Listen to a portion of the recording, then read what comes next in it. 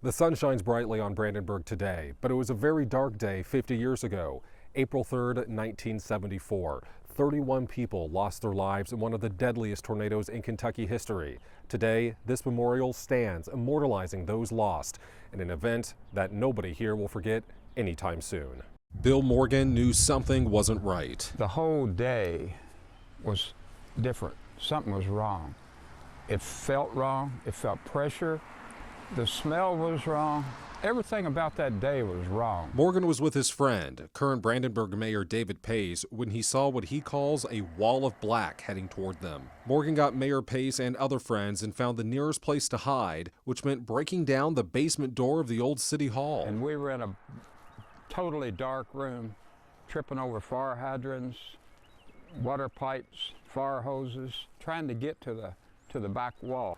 If we had been over on that side of the street, we may not be here talking about it. Then came the sound.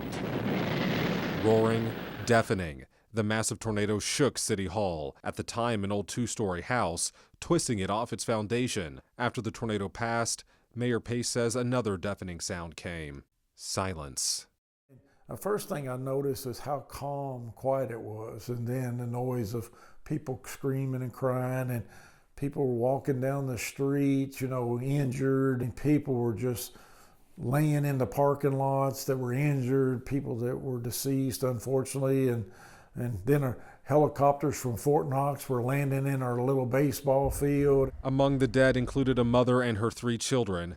Among the survivors, a 90-year-old and her son-in-law, sucked out of their shelter and carried 200 yards away. From the air, the scars have largely healed, but Morgan and Mayor Pace remember the destruction vividly.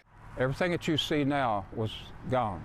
Everything was gone. There's neighborhoods behind those buildings that are gone and have never been built back. Though some buildings never returned, the community did. It was one of several positives that came from the disaster. Friendships like Bill and I. Many in Brandenburg came to have a better respect of severe weather because of the tornado and encouraged them to build stronger, more durable buildings. Community camaraderie and support flourished after the devastation, and better emergency infrastructure in the form of EMS and fire response was built. The rally of this community to make us come back.